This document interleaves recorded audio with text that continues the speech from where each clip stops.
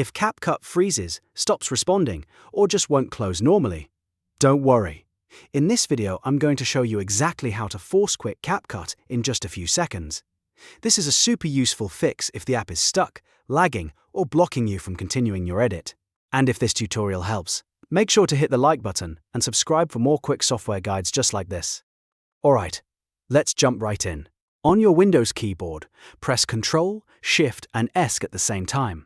This shortcut opens Task Manager instantly, which is the fastest way to close an unresponsive app. Once Task Manager opens, look through the list of running apps and find CapCut.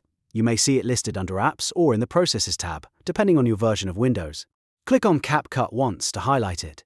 After it's selected, go to the top right corner of Task Manager and click End Task.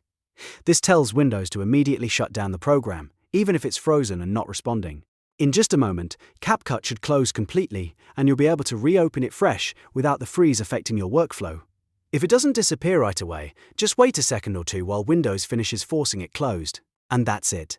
You've successfully force quit CapCut using Task Manager. This is one of the simplest fixes for a stuck app, and it can save you a lot of time when your editor refuses to close normally.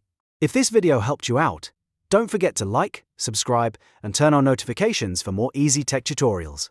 Thanks for watching, and I'll see you in the next one.